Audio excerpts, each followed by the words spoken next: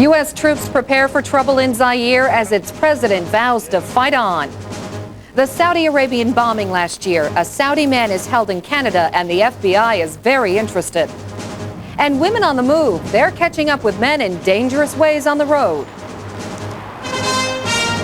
From NBC News World Headquarters in New York, this is NBC Nightly News reported by Dawn Fratangelo.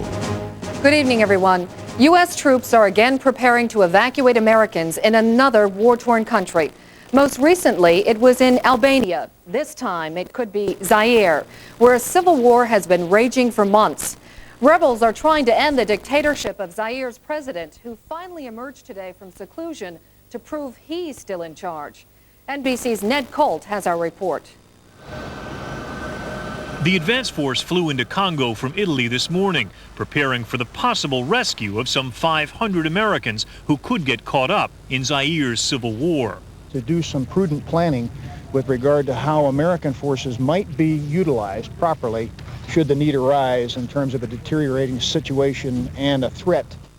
Meanwhile, the Navy assault ship Nassau, which helped evacuate Americans from Albania last week, is steaming for Zaire, prepared for a similar mission. In Zaire's capital today, President Mobutu made his first appearance since returning to the country Friday after treatment for cancer. I have returned, not to devote myself to Mobutu's interests or Mobutu's fortune, but to the higher interests of Zaire. Many people aren't buying his claims. Some are leaving the country, fearful of violence in the capital. People are sick and tired with the President Mobutu government. They want change, and they want it now. There's broad support for rebel leader Laurent Kabila, who's demanding Mobutu's resignation. Kabila has might on his side. His troops have chalked up massive gains since launching an October offensive, taking almost a third of the country. Today, it was unclear whether the dictator who's ruled Zaire for 31 years is aware of his precarious position. Emerging from talks with a South African mediator, Mobutu said he needed more time. Another 2 days to come up with a peace plan. Ned Colt, NBC News. The FBI tonight is hoping it may have a lead in last year's bombing of the U.S. military barracks in Saudi Arabia.